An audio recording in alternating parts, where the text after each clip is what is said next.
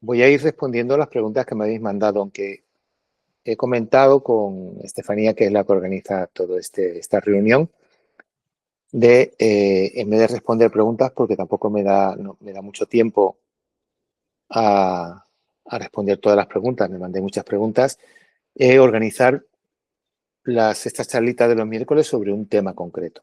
Por ejemplo, si hablamos del aparato digestivo, hablar de todo aquello que envuelve el aparato digestivo y todas las opciones que podemos, de todos los procesos sintomáticos que podemos enfocar desde ahí. Igual la parte articular, inflamatoria, etcétera. Entonces, de momento voy a ir respondiendo a las preguntas que me habéis mandado. Miguel Ángel me pregunta si mis digestiones son cada vez más lentas y pesadas. Aunque haga comidas frugales, una se junta con la otra y la sensación es de embotamiento. Dice si le puedo dar alguna sugerencia.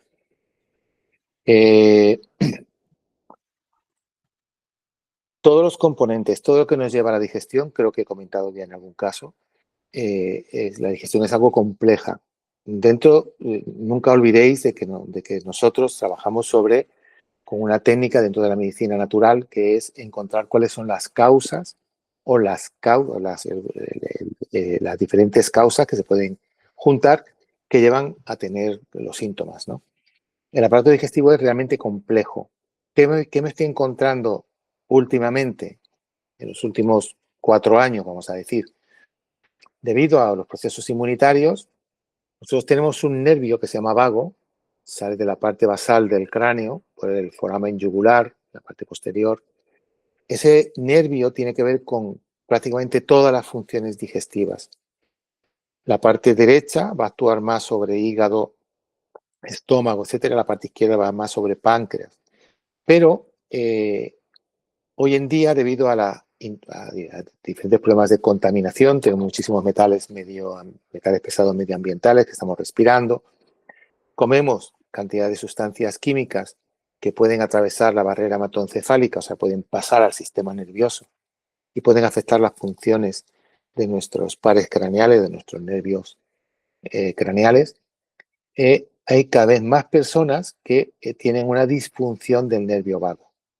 Entonces, personas que padezcáis del aparato digestivo, sería importante dentro de las ciudades donde viváis o buscar personas profesionales dentro de las medicinas naturales, siempre que sean integrativas, ¿bien? Porque yo soy naturópata de base y un naturópata trabaja sobre síntomas también, solamente que con cosas no de farmacia, sino con plantas y diferentes minerales, vitaminas, etcétera, ¿no?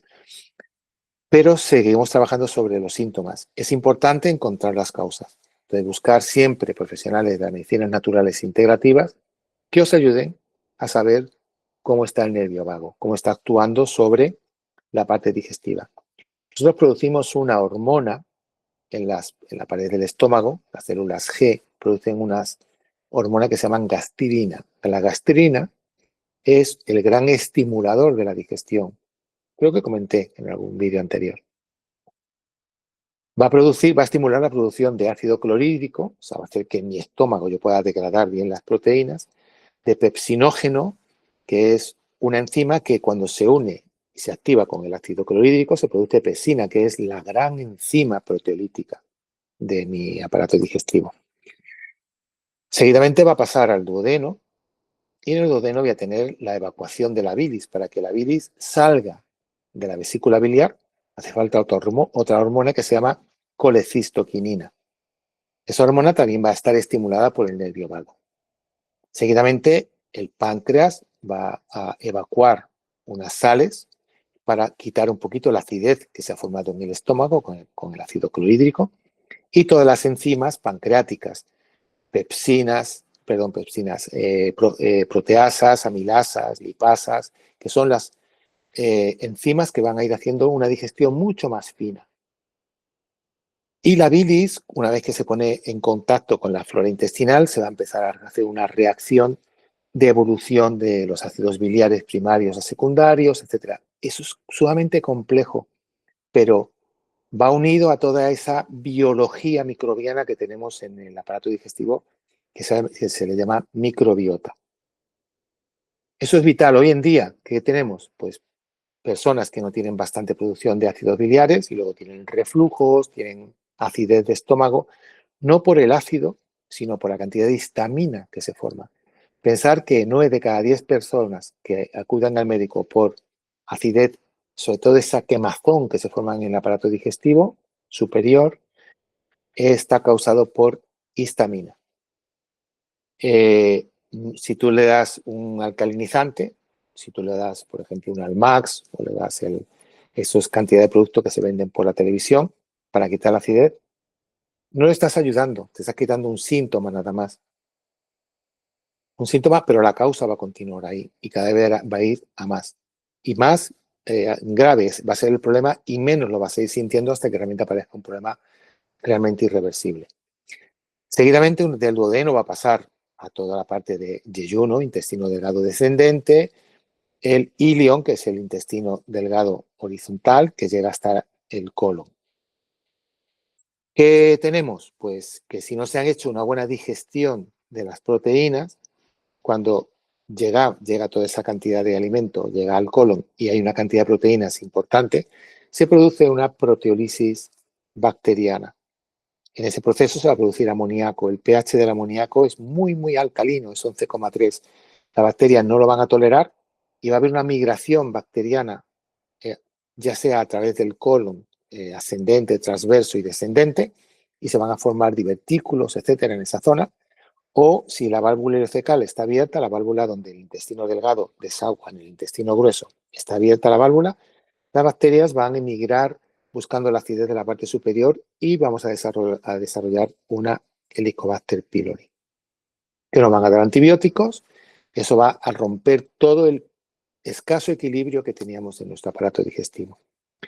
Cuando no se tiene una buena calidad biliar, se produce una cantidad de fermentación muy importante que estimula la formación de hongos. Empezamos a generar una candidiasis digestiva que acaba traslocando la mucosa intestinal, atravesando la mucosa intestinal y sus esporas y sus micelios, y eso empieza a afectar al organismo en general. Entonces, todo este proceso que he contado es mucho más complejo, realmente es complejo. Nosotros tenemos que mirar cómo está actuando la inmunoglobulina A, cómo están actuando toda la permeabilidad que se ha formado en el intestino, cómo están los enterocitos en su unión, etcétera. Un montón de cosas que nosotros estamos en la consulta, pero siempre buscando la causa. Hoy en día, una de las causas más importantes, repito, es la disfunción del nervio vago. Si él no está actuando correctamente, vamos a tener muchos problemas complejos porque no va a haber los estímulos de base, que son los que van a organizar toda mi función digestiva, van a estar muy débiles o van a estar desorganizados y eso me va a llevar a tener problemas de esa digestión. ¿Sí? Polisintomáticos. Es muy fácil que yo tengo pacientes que me han tratado de Helicobacter pylori. Me he tomado 5 antibióticos, un protector, pero ahora lo que tengo es que no defeco, tengo una inflamación de intestino enorme y me han encontrado divertículos. Pues encontremos siempre las causas. Yo siempre desde la forma de trabajar que tenemos, después de 38 años testando personas, cada persona, aunque sean hermanos y tengan los mismos síntomas, las causas pueden ser totalmente diferentes. Por eso es importante algo que sea totalmente individual. Luego tengo otra pregunta que me hace Isabel. ¿Cuál sería el camino para eliminar o revertir la diabetes? Realmente no hay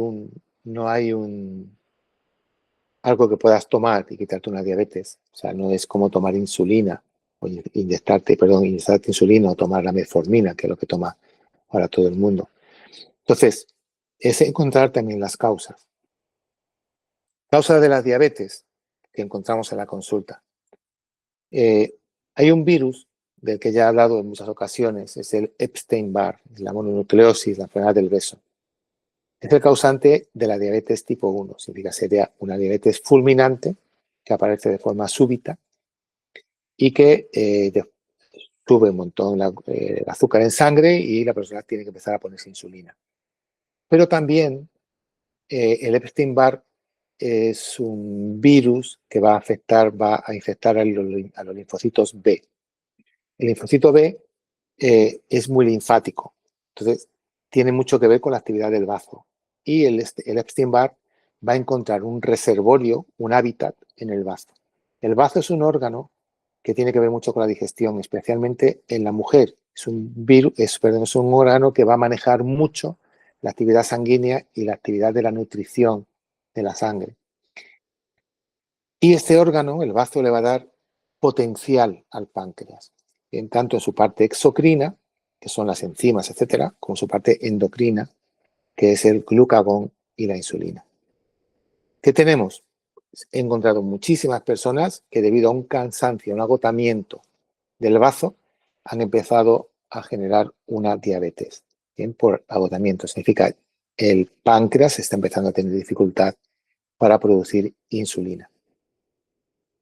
En este caso, si hay un agotamiento, al testar encontramos diferentes posibilidades. Si, por ejemplo, había antiguamente, yo no sé si ahora se puede encontrar, níquel-cobalto, son una mezcla de los elementos que estimula mucho la actividad del páncreas. Por supuesto, siempre sería tener una alimentación de índice glicémico bajo, significa, la vas a encontrar en internet, tenemos información. Son alimentos que con poquita insulina se puede hacer todo el metabolismo de los almidones que hayamos comido. Son alimentos que van a ser fácilmente metabolizados con poquita cantidad de insulina. Bien. Importante también en este caso, volvemos al nervio vago como el estimulante de la función, uno de los estimulantes de la función del páncreas, ¿no? Y del bazo. Hay un parásito que yo también creo que comenté en alguna ocasión, se llama euritrema. Este parásito lo suelen tener las ovejas, las vacas, un parásito que suele estar en los bovinos. Y nosotros cuando tomamos leche o comemos carne y vísceras de animales como la oveja, de vaca, ternera, es posible que podamos ser inoculados por ese parásito. Es importante testarlo. La medicina no lo suele buscar, pero sí he visto últimamente en Instagram y en algunas redes que se habla de este parásito. Si está instalado, debilita tanto al páncreas que empieza a tener dificultad para producir la insulina y el glucagón también. El glucagón es una hormona que va a estimular el metabolismo del glucógeno en el hígado y va a subir, va a convertir el glucógeno en azúcar, vamos a decir así, y vamos a tener subidas de azúcar en sangre. ¿Bien? Entonces, esa sería otra cosa a medir. Y luego, algo que considero también importante, hoy en día me encuentro diferentes virus que están afectando la actividad mitocondrial de los seres humanos. Incido con el Epstein-Barr, es un virus que está actuando en mitocondria, citomegalovirus, otro virus que está actuando en mitocondria. Estos virus son de la familia Herpesviridae y van a activar un montón de función de otros herpes, como son el herpes 1, el herpes 2, el zóster, ¿no? Entonces, el herpes zóster es uno de los virus, la varicela antigua, es uno de los virus que va a actuar, va a tener mucha afinidad con intoxicar el nervio vago. Ha habido, me encontré en la consulta, personas que han hecho diabetes súbita sin tener ningún problema con el Epstein-Barr y ha sido debido al herpes zóster que ha inhabilitado la función del nervio vago. Lo ha disminuido y se produce un problema metabólico a nivel pancreático. Bien. Eso sería como los puntos que he visto más en consulta.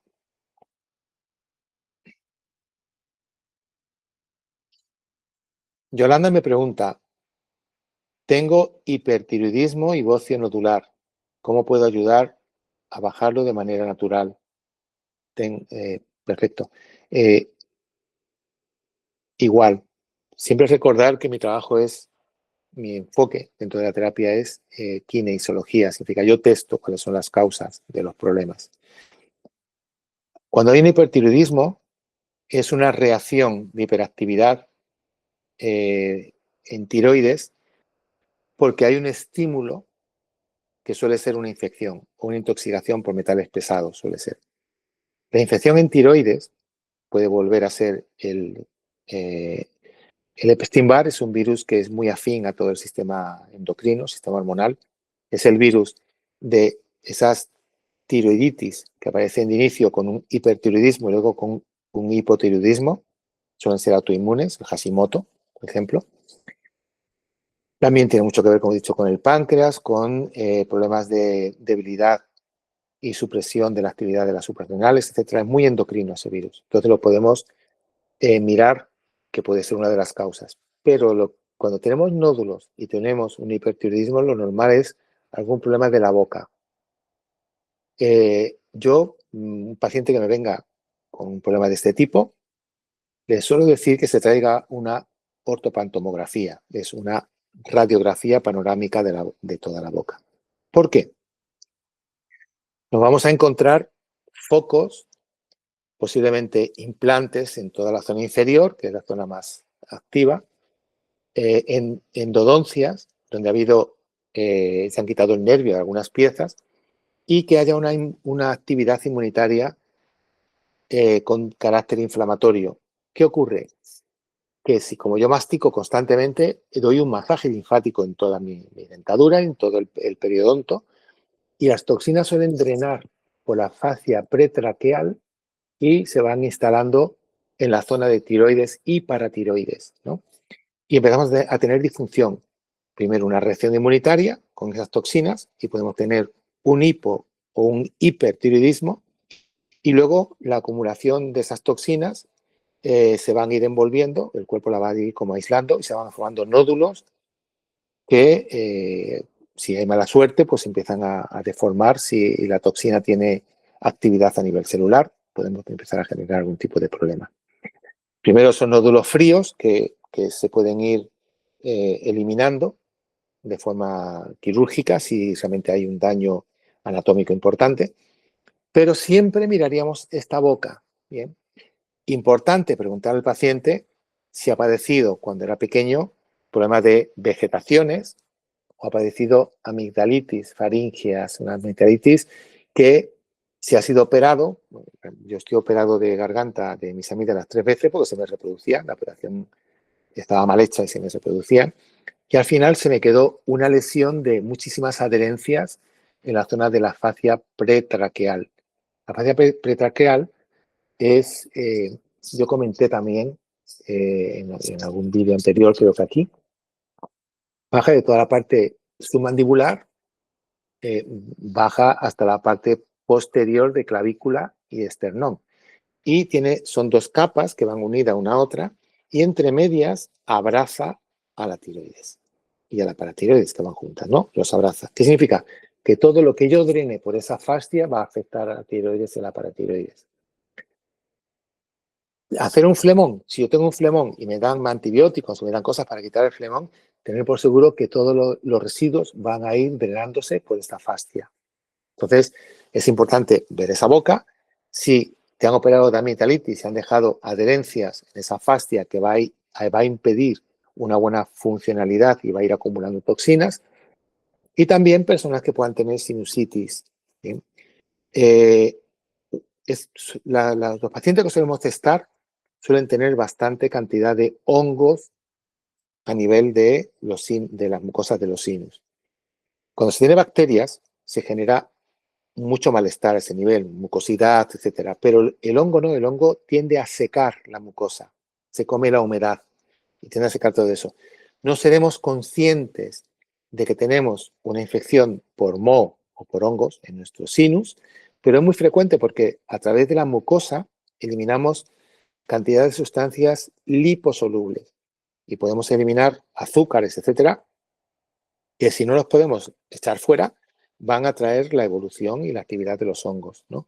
Y los hongos producen diferentes sustancias alcaloides, toxinas que pueden pueden pasar al cerebro. En la nariz, en nuestra mucosa nasal, no tenemos con relación al cerebro ningún filtro importante.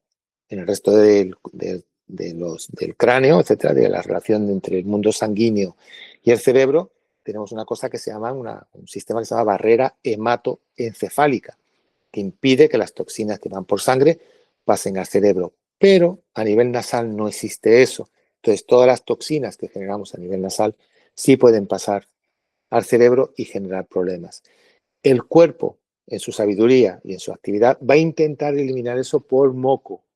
Y cuando tragamos ese moco, si tenemos toxinas que son asimilables, vamos a empezar a absorberlas y van a afectar otra vez a la fascia pretraqueal y va a empezar a haber problemas de tiroides. ¿Qué significa? Trabajar toda esta zona. Todos esos lavados nasales que hacen los yogis, que hacen los hindús de forma natural, sería muy interesante de que los fuésemos adoptando como parte de nuestra limpieza diaria, ¿no?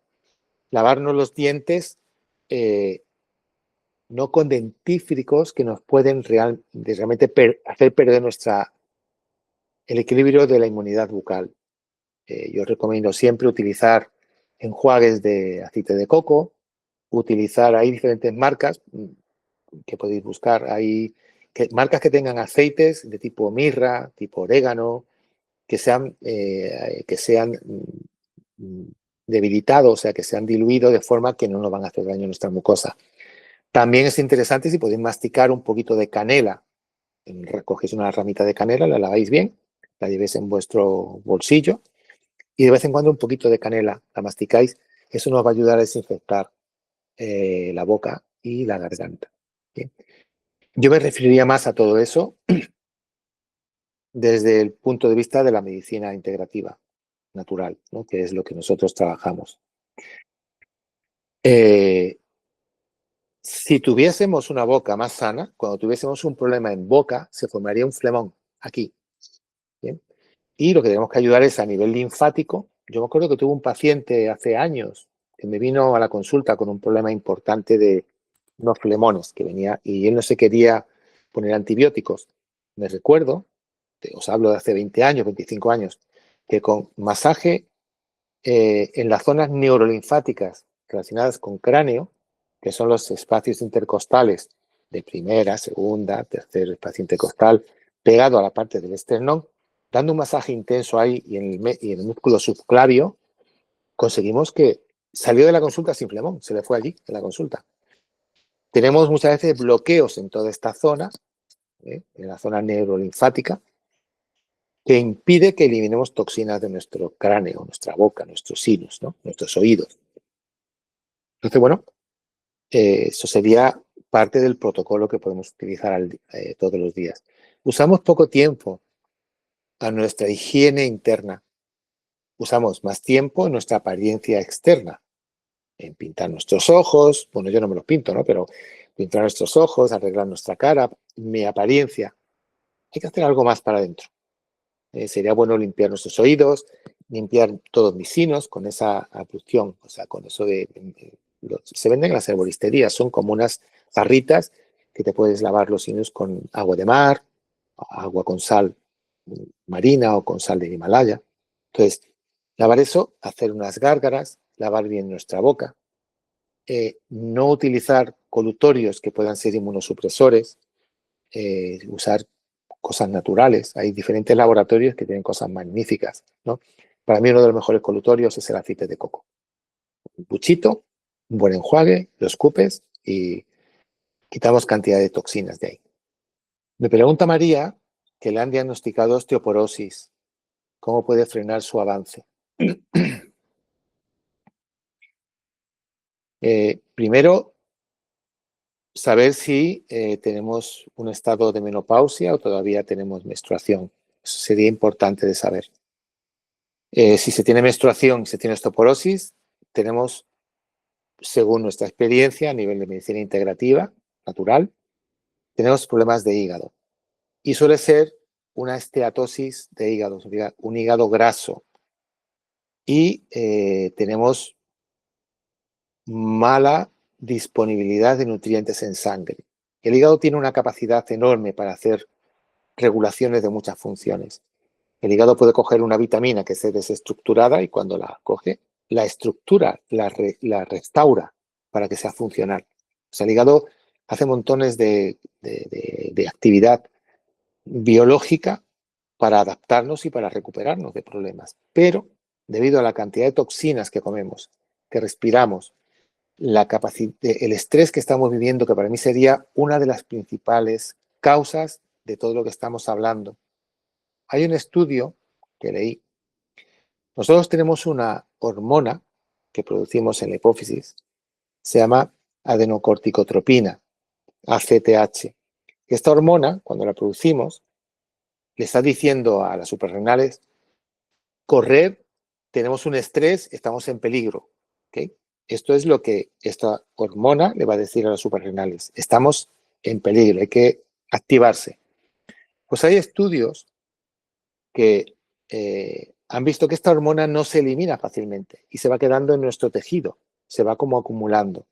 Y llegamos al momento en que una persona, un ciudadano de a pie, normal, acumula tanto estrés inconsciente como el que viviría una persona que corre delante de un león, un africano. Significa, nos adaptamos a vivir con ese estado de estrés físico y a dormir con ese estado de estrés físico, sin insomnio. O sea, llegamos a asumir por adaptaciones del sistema vegetativo, o sea, por la actividad del sistema simpático y parasimpático, un estado de estrés biológico a ese nivel. Evidentemente, nunca vamos a estar sanos si vivimos de esa manera.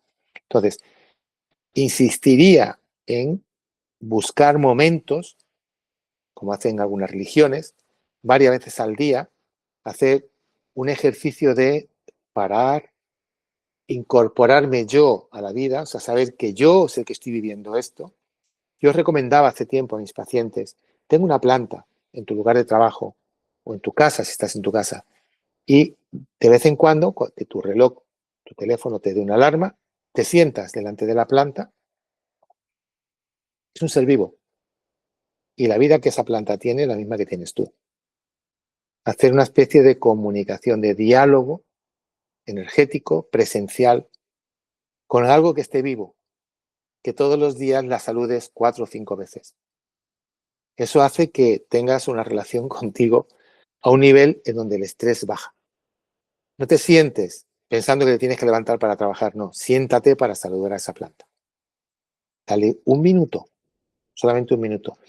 Vas a notar que hay muchos síntomas que sueles padecer que se van a ir yendo poco a poco. Ese equilibrio que se va a formar entre la actividad vegetativa, entre el simpático y el parasimpático, va a hacer que tu cuerpo se organice en ese minuto en montones de funciones. De verdad que es importante que hagamos eso.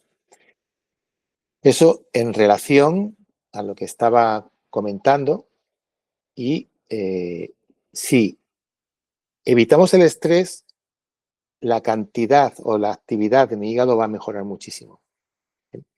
El hígado tiene una función durante el día y una función durante la noche. Nosotros durante el día tenemos en nuestro cuerpo tenemos una polaridad norte y nos cargamos de energía de la Tierra. El hígado necesita mucho esa energía para organizar nuestra energía a través de la sangre, para la parte física, etc.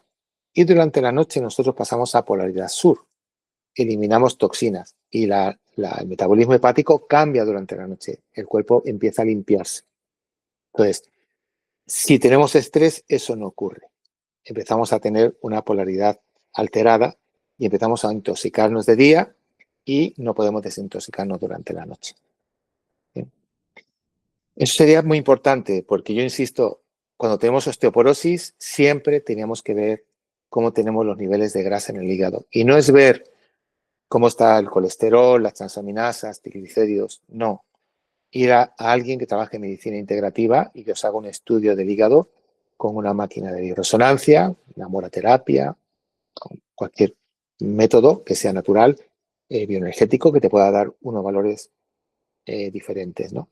María José me pregunta, estoy perdiendo cabello, no tanto por la caída al lavarlo, sino porque no vuelve a crecer. ¿Qué soluciones existen para favorecer la recuperación? Bien,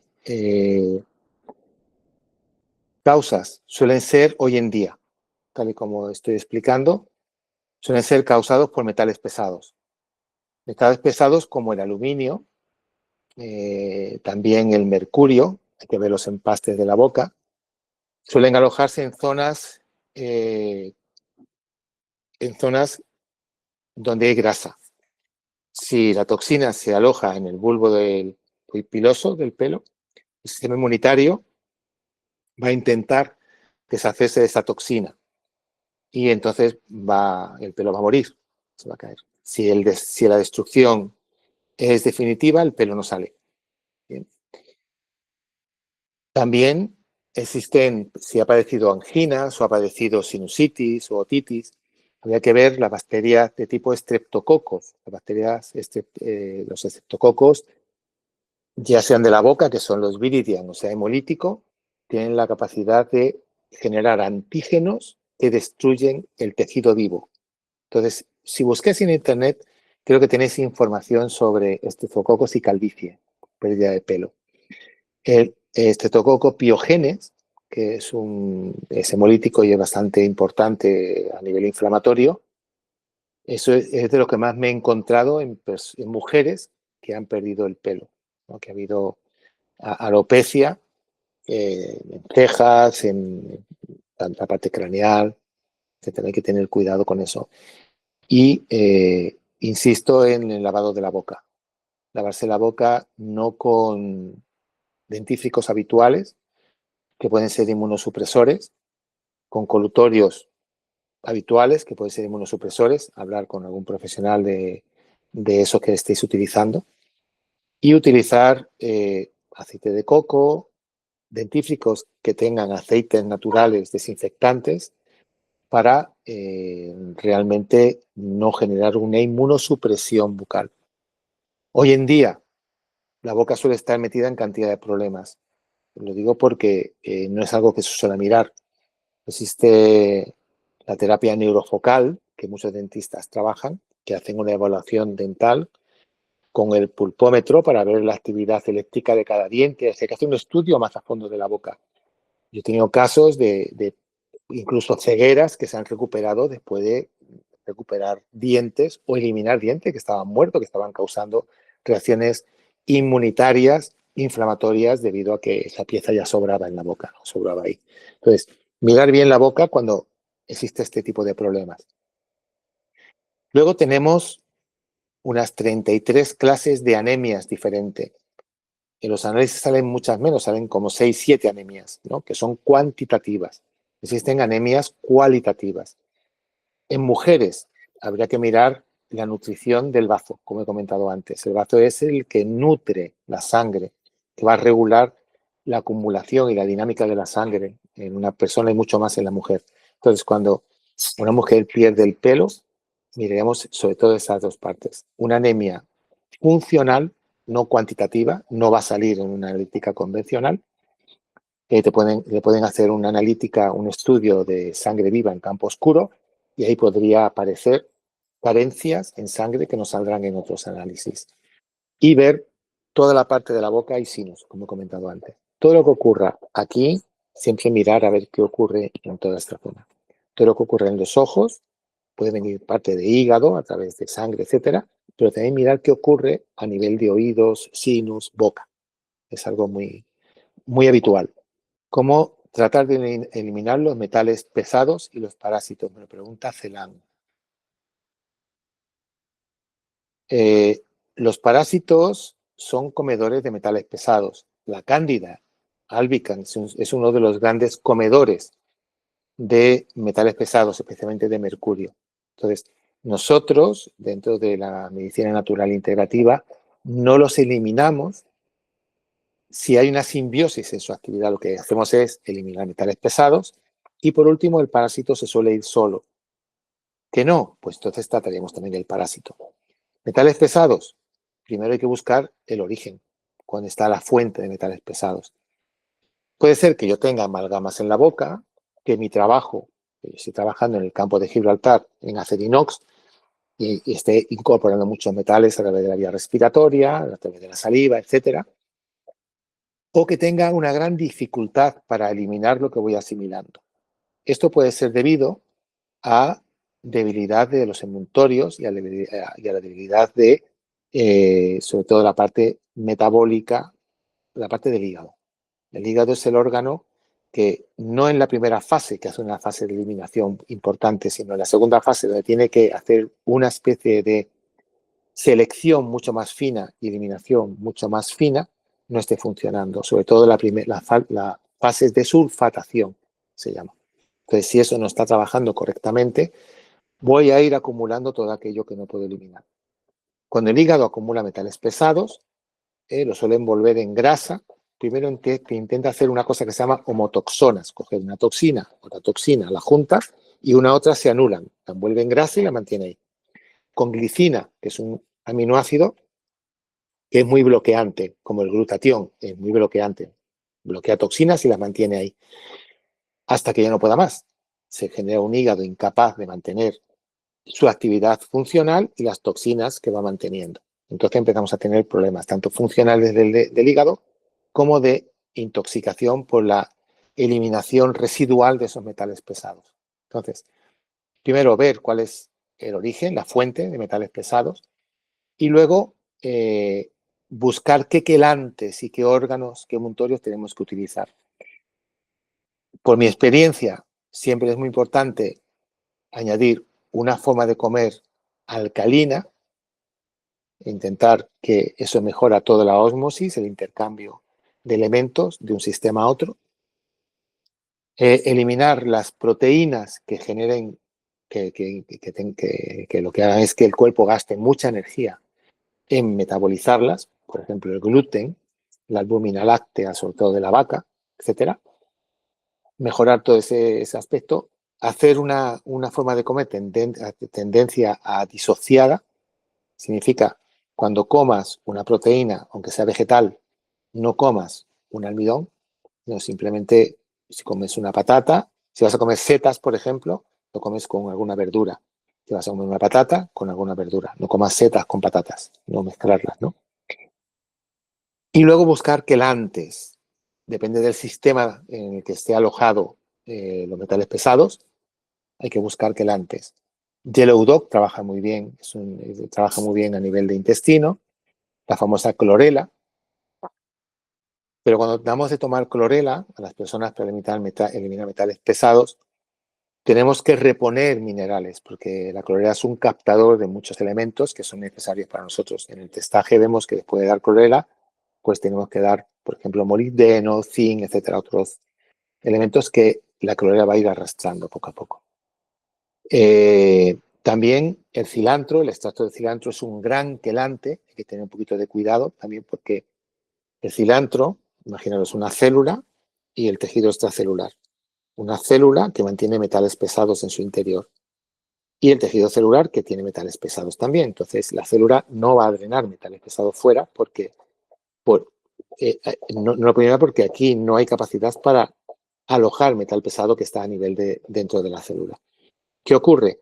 El cilantro tiene la capacidad de sacar el metal pesado y ponerlo fuera. Entonces podemos tener una sobrecarga de metales, generar un desequilibrio entre el mundo celular y la parte extracelular. Y esto no se puede eliminar. Podemos tener una reacción inflamatoria importante. Yo lo he visto en pacientes, ¿no?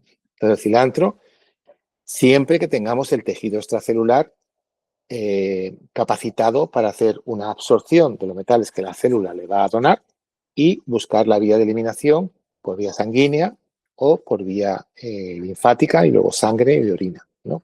Básicamente. A nivel habitual, a nivel convencional, se miran los niveles de metal pesados en pelo, en sangre y en orina. En pelo lo que están depositados, en sangre lo que están circulando y en orina lo que se están eliminando. No es muy importante lo que están en pelo.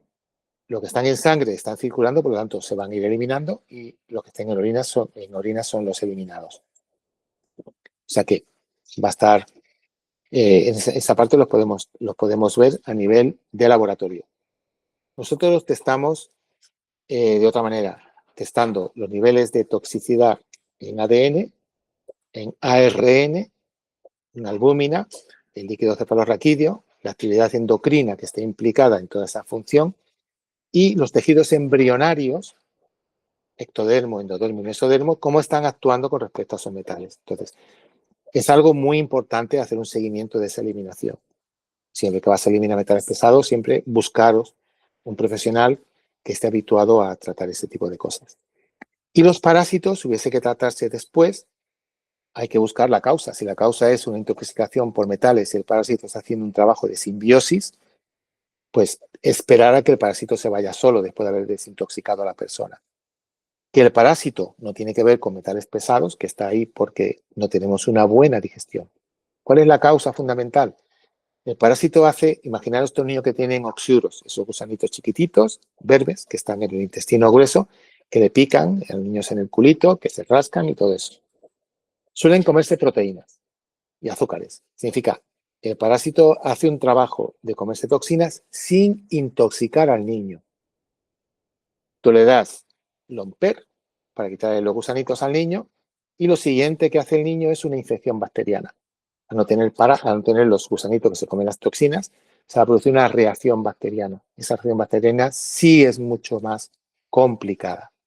Entonces, si el niño tiene un problema de parásitos o el adulto tiene un problema de parásitos, tenemos que ver por qué, cuál es la causa. Tratar la causa y luego eliminar el parásito. Como he comentado antes, falta de ácido clorhídrico, genera proteínas y encima, como no tengo una buena barrera de ácido clorhídrico, los huevitos de parásitos, de gusanitos que yo voy a ingerir, van a pasar de estómago a duodeno con facilidad. Van a eclosionar y van a empezar a funcionar en el intestino delgado o grueso, depende de dónde sean. ¿Cómo está la bilis? ¿Cómo está el páncreas? ¿Cómo está trabajando todo el sistema digestivo? Eso es algo muy, muy fundamental. Comer con relajación, comer sin prisas, comer lo justo, no interrumpir el sistema digestivo, comer en paz. Casi todas las religiones te dicen, antes de comer, reza, antes de comer, lávate las manos, los pies y da gracias al universo porque te está dando un alimento. En definitiva, lo que te están diciendo es, antes de comer, relájate. Deja que el sistema parasimpático, que es el de la calma, se haga cargo de este proceso. Si estamos estresados viendo la tele, que es terrible, o discutiendo, o quiero vender un coche a la hora que estoy comiendo, evidentemente eso no va a ser funcional, no es fisiológico, me va a generar problemas de rechazo. Y lo malo es cuando me habitúe a que eso sea así. Cuando todos los días estoy entrando en estrés, estoy como con necesidad de acabar la comida, como de pie, como mastico. O sea, todo eso me va a llevar a un estado asintomático inicialmente de una enfermedad mucho más grave en el futuro. Entonces, bueno, esta sería la forma. Y parásitos, hay otros parásitos que en España ahora se ven menos, como las fasciolas, que se cogen en los ríos, entran por el poro de la piel y se instalan, al final se instalan incluidas la fasciola busci, la fasciola hepática, que hubo una época en que eran muy habituales, ahora ya son mucho menos habituales. Esas fasciolas, si hacemos una buena dieta, nos la localizan en el terapeuta, las podemos desecar prácticamente cuando dejamos de darle de comer. Si tenemos que buscar los alimentos que son los que ella va a ingerir, que son los que no hacemos, no hacemos un buen catabolismo de ellos y al final, si se los quitamos, mueren, se deshacen y se van. Os mando un abrazo de corazón a todos, ¿vale? Y un beso grande. Bien, gracias.